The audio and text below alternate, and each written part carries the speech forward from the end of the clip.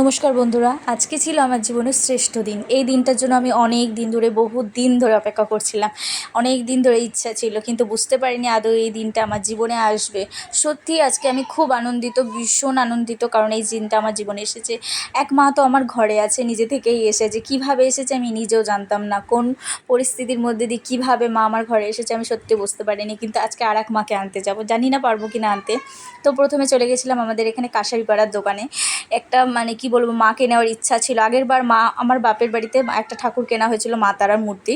তো সেটা দেখে সেদিনই ফাইনাল করে রেখে গেছিলাম একটা ঠাকুর। তো মা বোধহয় এই জন্যই আমার বাড়ি যাবে বলে বসেছিল, দেখো সেই ঠাকুরটাই এখনও রয়েছে। তো গিয়ে আমরা অনেকক্ষণ ধরে ভাবনা চিন্তা করে টোরে ফাইনালি তো এই মাকে নিয়ে নিলাম, মাকে নিয়ে বাড়ি যাব এবার। আমি সত্যিই খুব খুব খুব আনন্দিত যে মাকে আজকে আমি বাড়ি নিতে পারছি।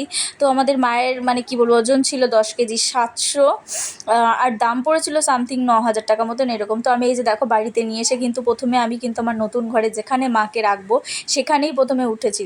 আমি মাকে বলেছি, চলো তোমার ঘর আগে তোমাকে আমি দেখিয়ে নিয়ে আসি, আর তুমি যত তাড়াতাড়ি রেডি করবে তোমার ঘরে তুমি তত তাড়াতাড়ি থাকতে পারবে।